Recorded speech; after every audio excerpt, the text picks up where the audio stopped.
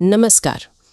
आज हम राजस्थान के मध्यकालीन प्रशासनिक और सामंती व्यवस्था की गहराइयों में ज़रा विस्तार से बात करने वाले हैं। हमारी चर्चा का आधार है राजस्थान बोर्ड की कक्षा 12 की एक पुरानी अध्ययन पुस्तक। उसके कुछ खास अंशों पर हम ध्यान देंगे। तो हम उस दौर की बात कर रहे हैं जब राजस्थान का मुगलों से संपर्क बढ़ा, यानी करीब 16वीं सदी से लेकर 1818 तक, जब अंग्रेजों से संधियां हुई। उस समय आप सोचिए लगभग 22 रियासतें थीं यहाँ, और अजमेर एक अलग मुगल सूबा था। और मज़े की बात यह है कि हर रियासत का अपना सिस्टम था, लेकिन फिर भी कुछ बुनियादी बातें वो लगभग सब में एक जैसी थीं। आज हम इसी ताने बाने को समझने की कोशिश करेंगे, खासकर ये कि भाई ये पूरा ढांचा राजा और सामंतों के आपसी रिश्तों पर कैसे टिका था। तो चलिए पता लगाते हैं इस व्यवस्था के मुख्य आधार क्या थे। बिल्कुल, देखिए, इस पूरी व्यवस्था को जो काफी जटिल लगती है, उसे आसानी से समझने के लिए हम इसे 3 मुख्य हिस्सों में बांट सकते हैं। पहला तो हो गया सामान्य और सैनिक प्रशासन, मतलब रोज का राजकाज और सेना का मैनेजमेंट। दूसरा न्याय प्रशासन, भाई इंसाफ कैसे होता था। और तीसरा भू राजस्व प्रशासन, यानी जमीन, लगान, आय का पूरा हिसाब किताब। ये तीनों मिलकर ही उस दौर की एक मुकम्मल तस्वीर बनाते हैं। अच्छा, तो शुरुआत करते हैं इस सामंती व्यवस्था से। ये तो लगता है जैसे पूरे सिस्टम के दिल में थी। आखिर ये थी क्या? सामग्री बताती है कि ये सिर्फ मालिक नौकर जैसा रिश्ता नहीं था, बल्कि खून के रिश्तों और कुलीय भावना पर आधारित था। ये बात इसे खास बनाती है ना? हाँ, और ये बहुत ही महत्वपूर्ण बिंदु है, इसे समझना जरूरी है। देखिए, कर्नल जेम्स टॉड जैसे इतिहासकारों ने इसकी तुलना की यूरोप से, खासकर इंग्लैंड की फ्यूडल प्रणाली से। लेकिन राजस्थान की सामंत व्यवस्था का आधार बिल्कुल अलग था। वो पारिवारिक था। और ये कोई छोटा मोटा फर्क नहीं है, ये पूरी व्यवस्था का चरित्र ही बदल देता है। यहां स्वामी भक्ति से ज्यादा कह सकते हैं कुटुंब निष्ठा या परिवार की बात आ जाती है। कुटुंब निष्ठा मतलब? इसे थोड़ा और खोलेंगे प्लीज। हाँ, मतलब ये कि देखिए, परंपरा क्या थी। राजा का बड़ा बेटा गद्दी पर बैठता था, लेकिन जो उसके छोटे भाई होते थे, उन्हें गुजारा करने के लिए जमीनें दी जाती थीं। इन्हें ही जागीर कहा जाता था। तो यही भाई और फिर आगे उनके वंशज, यही लोग सामंत या जागीरदार कहलाए। तो राजा और सामंतों के बीच का जो एकदम शुरुआती रिश्ता था, वो खून का था, कोई कॉन्ट्रैक्ट या पद का नहीं, जैसा पश्चिम में था। अच्छा, तो ये एक तरह से मतलब राज परिवार का ही विस्तार था। सामग्री में एक बड़ा अच्छा उदाहरण दिया गया है, एक तंबू का। जैसे तंबू का मेन पोल राजा है, तो बाकी के जो खंबे हैं जो उसे सहारा दे रहे हैं, वो सामंत हैं। एक दूसरे के बिना टिक नहीं सकते। बिल्कुल सही उपमा है ये आपसी निर्भरता का ढांचा था। देखिए, पश्चिम के फ्यूडल सिस्टम में जहां एक सख्त हायरार्की होती थी, ऊंच नीच का क्रम, यहां व्यवस्था ज्यादा भाईचारे और कुलीय संबंधों पर आधारित थी। हाँ, ये सही है कि राजा सबसे ऊपर थे, उनकी स्थिति सर्वोच्च थी, लेकिन सामंत सिर्फ उनके अधीन काम करने वाले नहीं थे। वो परिवार के सदस्य और महत्वपूर्ण सहयोगी माने जाते थे। तो फिर इन सामंतों की भूमिका क्या बस अपनी जागीरें संभालने तक ही सीमित थी, या इससे ज्यादा कुछ था? नहीं, उनकी भूमिका बहुत बड़ी थी और काफी प्रभावशाली भी। राजा अक्सर जो महत्वपूर्ण प्रशासनिक पद होते थे, जैसे मंत्री या सलाहकार, उन पर इन्हीं भरोसेमंद सामंतों को नियुक्त करते थे। राज्य से जुड़ा कोई भी बड़ा फैसला लेना हो, मान लीजिए युद्ध करना है या किसी से संधि करनी है या कोई नई नीति बनानी है, तो राजा उनसे सलाह मशवरा जरूर करते थे। उनकी राय का वजन था। और ये पारिवारिक नजदीकी तो उनके आपस में बात करने के तरीके में भी झलकती थी। जैसा इस अध्ययन में लिखा है, राजा को काका जी या भाई जी और सामंत राजा को बाप जी कहते थे। ये शब्द ही अपने आप में बहुत कुछ कह देते हैं। निश्चित रूप से ये सिर्फ फॉर्मेलिटी नहीं थी, ये उस टाइम के सामाजिक समीकरणों को दिखाती है। इसके अलावा देखिए, राज्य की सुरक्षा का एक बड़ा जिम्मा इन्हीं सामंतों पर था। हर सामंत अपनी एक निजी सेना रखता था, घोड़े, पैदल सैनिक, हथियारबंद लोग। और जब भी राजा को सैन्य जरूरत पड़ती थी, चाहे वो कोई बाहरी हमला हो या राज्य के अंदर कोई गड़बड़ी, ये सामंत अपनी सेना लेकर फौरन राजा की मदद के लिए पहुंचते थे। यहाँ तक कि राजा के बाद गद्दी पर कौन बैठेगा, इस इतने अहम फैसले में भी बड़े सामंतों की मर्जी चलती थी। हाँ, खासकर मुगल प्रभाव से पहले ऐसा ही था। जो प्रमुख सामंत होते थे, उनकी राय और उनका समर्थन उत्तराधिकार के मामलों में बहुत वजन रखता था। वो एक तरह से किंग मेकर की भूमिका भी निभा सकते थे। और हां, उनकी अपनी किस्मत भी राजा से ही बंधी थी। राजा की शक्ति बढ़ी तो उनकी भी प्रतिष्ठा बढ़ी, राजा कमजोर हुआ तो उनकी स्थिति पर भी असर पड़ता था। ये वाकई एक तरह का साझा भाग्य था। लेकिन जैसा आपने कहा, मुगल प्रभाव से पहले, इसका मतलब व्यवस्था बदली। सामग्री इशारा करती है कि 1562 में जब आमेर के राजा भारमल ने अकबर से संधि की और फिर धीरे धीरे दूसरी रियासतें भी मुगलों के करीब आईं, तो हालात बदलने लगे। हाँ, मुगल संपर्क इस पूरी व्यवस्था के लिए एक बहुत बड़ा टर्निंग पॉइंट साबित हुआ। इसका असर बहुत गहरा पड़ा। सबसे पहली बात तो ये हुई कि मुगलों से संधियों के बाद राजपूत रियासतों के बीच आपस में जो बड़े बड़े युद्ध होते रहते थे ना, वो लगभग खत्म हो गए। बाहरी सुरक्षा भी कह सकते हैं काफी हद तक मुगलों ने संभाल ली। तो शांति आने से सामंतों की जरूरत कम हो गई, मतलब उनकी सैनिक अहमियत घट गई। हाँ, उनकी जो पारंपरिक सैनिक उपयोगिता थी वो पहले जैसी नहीं रही। अब राजा सीधे मुगल बादशाह के मनसबदार बन गए। उन्हें मुगल दरबार में पद और प्रतिष्ठा मिलने लगी। तो अब उनकी निर्भरता सामंतों के साथ साथ और शायद उससे भी ज्यादा मुगल बादशाह पर हो गई। इसका सीधा असर राजा और सामंत के रिश्ते पर पड़ा होगा, है ना? बिल्कुल। पहले जो सामंत एक तरह से भाई बंधु या सहयोगी जैसे थे, वो धीरे धीरे सेवक या अधीनस्थ कर्मचारी की श्रेणी में आने लगे। राजा की शक्ति बढ़ी, वो ज्यादा सेंट्रलाइज्ड हुई। उत्तराधिकार के मामलों में भी अब सामंतों की बजाय अक्सर मुगल बादशाह का दखल होने लगा। वही तय करने लगे कि अगली गद्दी किसे मिलेगी। प्रशासन में भी मुगल मनसबदारी व्यवस्था की नकल होने लगी, जिसमें पदों का एक स्पष्ट ऊंच नीच का क्रम होता था, एक हायरार्की। वो चीज अब राजस्थानी रियासतों के दरबारों में भी दिखने लगी। ये वाकई ध्यान देने वाली बात है ना, कि कैसे बाहरी रिश्तों ने सदियों पुरानी एक अंदरूनी व्यवस्था की पूरी केमिस्ट्री ही बदल दी। अच्छा, तो प्रशासन के लेवल पर और क्या बदलाव दिखे? क्या ये असर सिर्फ राजा सामंत रिश्तों तक ही था? नहीं, इसका असर नीचे तक गया। देखिए, प्रशासनिक सुविधा के लिए रियासतों को परगना, तहसील और गांव जैसी इकाइयों में बांटने का चलन बढ़ा। ये मुगल सिस्टम से प्रभावित था। और एक और अहम बदलाव आया अधिकारी वर्ग में, जिन्हें मुत्सद्दी कहा जाता था। ये वो लोग थे जो राजकाज चलाते थे, हिसाब किताब रखते थे। पहले शायद ये योग्यता पर आधारित होते होंगे, लेकिन धीरे धीरे इनके पद भी वंशानुगत होने लगे, मतलब बाप के बाद बेटा। और उस समय के मुख्य प्रशासनिक पद कौन से होते थे? कुछ पदों का जिक्र है इस अध्ययन में? हाँ, हर रियासत में नाम थोड़े अलग हो सकते थे, पर कुछ मुख्य पद लगभग सभी जगह थे। जैसे प्रधान या दीवान, ये आज के मुख्यमंत्री जैसे थे। राजा के बाद सबसे ताकतवर। फिर बख्शी, जो सेना का मुखिया होता था, भर्ती, रसद, तनख्वाह सब कुछ देखता था। एक नायब बख्शी भी होता था, जो हिसाब किताब और खर्चों पर नजर रखता था।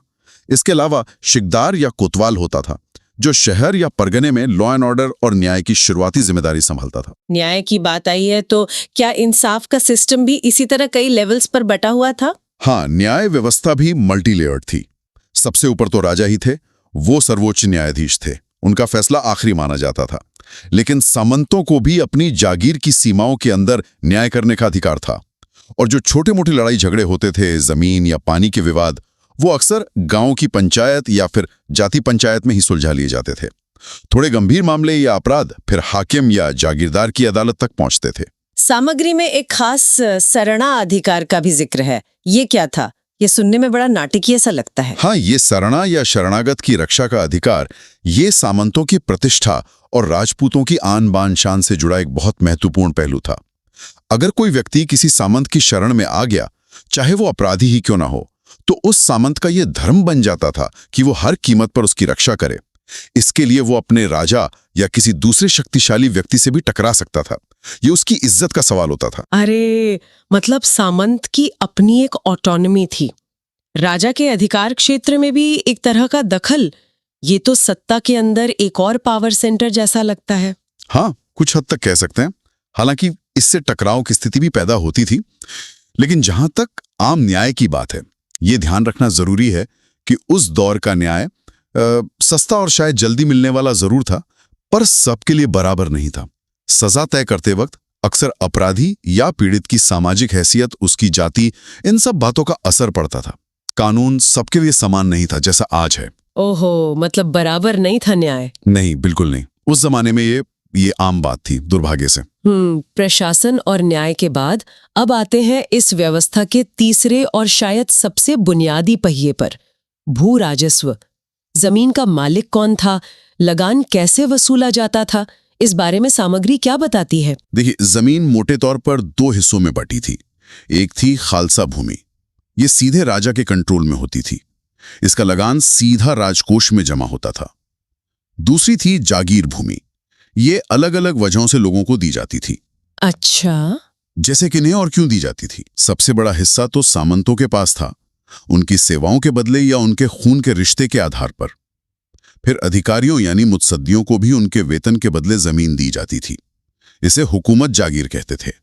ये जागीर उस अधिकारी की मृत्यु या पद से हटने पर वापस खालसा में मिल जाती थी। कुछ जमीनें भूमियाओं को दी जाती थी, जो अक्सर सीमाओं की निगरानी या स्थानीय स्तर पर सुरक्षा का काम करते थे।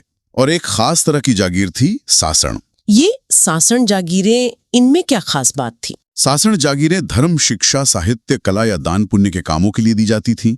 जैसे ब्राह्मणों को, चारणों जो कवि और इतिहासकार होते थे उनको, मंदिरों या मठों को। इनकी सबसे खास बात ये थी कि ये पूरी तरह टैक्स फ्री होती थी। इन पर कोई लगान या शुल्क नहीं लगता था। बाकी जो सामंती जागीरें थीं वे आमतौर पर वंशानुगत होती थीं। सामंत अपनी जागीर का राजस्व खुद वसूलते थे, जिसका एक तय हिस्सा, रेख कहते थे उसे, वे या तो नकद या फिर सैनिक सेवा के रूप में राजा को देते थे। और किसानों की क्या स्थिति थी? जमीन पर हाड़ तोड़ मेहनत तो वही करते थे, क्या उन्हें मालिक माना जाता था? एक कहावत का जिक्र है, थो भीखरा बणी राज ही भौमरा मनी माही। ये सुनने में बड़ी गहरी बात लगती है। हाँ, ये कहावत वाकई उस दौर की सोच पर एक अलग रोशनी डालती है। इसका सीधा सा मतलब है कि भूमि का असली मालिक भौम रामानी तो किसानी है, राजा तो महज उस पर उगने वाली उपज का एक हिस्सा, भीख यानी अंश या टैक्स लेने का अधिकारी है। ये एक चौंकाने वाली बात है कि सैद्धांतिक तौर पर सत्ता के इतने तामझाम के बावजूद असली मालिक किसान को माना जाता था, राजा को नहीं। ये तो बहुत महत्वपूर्ण बात है। तो क्या सभी किसान एक जैसे थे? क्या उनमें भी कोई फर्क था? नहीं, किसान भी मुख्य रूप से 2 तरह के थे। एक थे बापीदार या खुदकाश्त किसान। इनके पास अपनी जमीन पर स्थायी अधिकार होता था। वो उसे बेच या गिरवी रख सकते थे और ये अधिकार उनके बेटों को विरासत में मिलता था।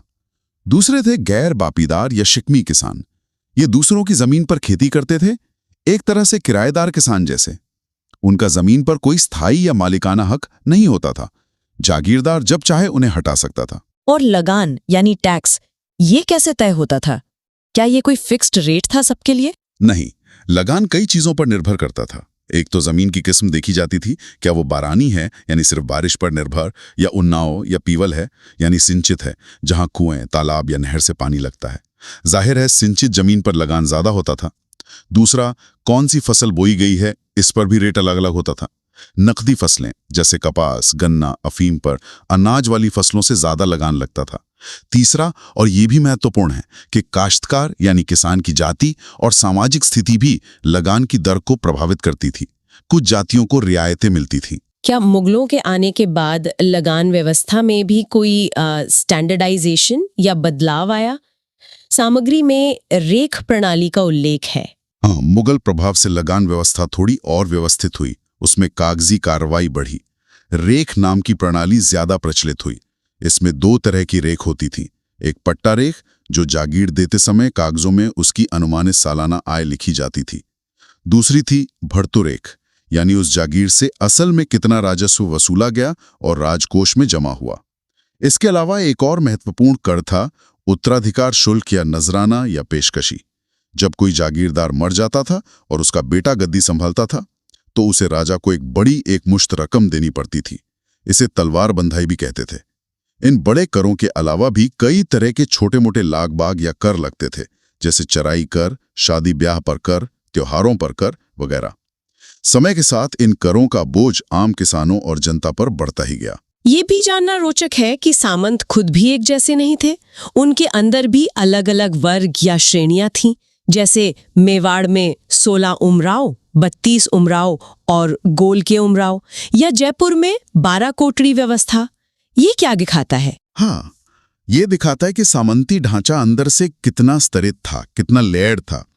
हर बड़ी रियासत में सामंतों को उनकी हैसियत, उनके वंश, किस पूर्वज से जुड़े हैं, राजा से उनकी रिश्तेदारी और उनकी जागीर के महत्व के आधार पर अलग अलग श्रेणियों में बांटा गया था।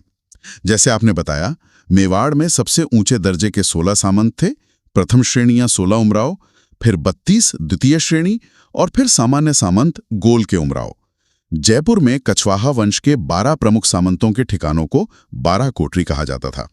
माना जाता है कि ये राजा पृथ्वीराज के 12 बेटों से निकले थे।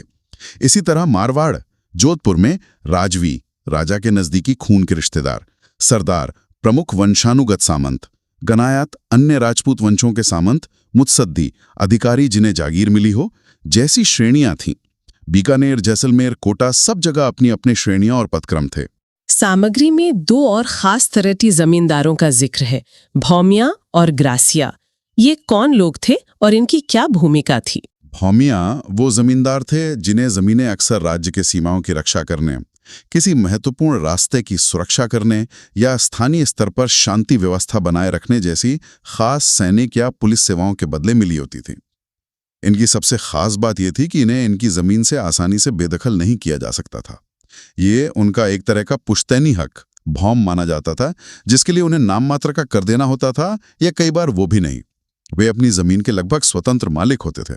ये भौमिया वाला बिंदु वाकई खास है कि उन्हें हटाया नहीं जा सकता था। ये उनकी स्थानीय शक्ति और जड़ों को दिखाता है। और ग्रासिया वे छोटे जमींदार या राजपूत होते थे जिन्हें गुजारे के लिए जमीन का एक टुकड़ा, ग्रास यानी कौर या निवाला, मिलता था। इसके बदले में उन्हें जरूरत पड़ने पर सैनिक सेवा देनी पड़ती थी। ये भौमियाओं जितने शक्तिशाली या स्वतंत्र नहीं होते थे। तो कुल मिलाकर अगर हम इस पूरी चर्चा को समेटें तो राजस्थान की ये मध्यकालीन व्यवस्था एक, कह सकते हैं, एक जटिल तस्वीर पेश करती है। इसमें नींव खून के रिश्तों, कुलीय निष्ठा और सामंती संबंधों पर टिकी थी। इसमें राजा और सामंत एक दूसरे पर निर्भर थे, जैसा हमने उस तंबू वाले उदाहरण में देखा। बिल्कुल। और फिर मुगल संपर्क ने इस तस्वीर में नए रंग भरे। उसने केंद्रीकरण और पदोसोपान यानी हायरार्की को बढ़ाया, सामंतों की स्थिति बदली और राजा की शक्ति को मजबूत किया। लेकिन इन बदलावों के बावजूद राजपूती गौरव की भावना, स्थानीय परंपराएं और पारिवारिक संबंधों की अहमियत ने इसे एक विशिष्ट राजस्थानी मॉडल बनाए रखा, जो अपनी सुरक्षा, राजस्व वसूली और न्याय की त्रिस्तरीय व्यवस्था पर काफी लंबे समय तक चलता रहा। इतनी आधारित थी। इसने स्थानीय पहचान और वफादारी की भावना को कितना गहरा बनाया होगा। और क्या आज के आधुनिक नियम कानून पर आधारित प्रशासनिक ढांचों के लिए इस पुरानी व्यक्तिगत संबंधों वाली व्यवस्था में शायद दक्षता या लोगों से जुड़ाव के मामले में कोई अप्रत्यक्ष सबक छिपा हो सकता है? इस पर सोचा जा सकता है।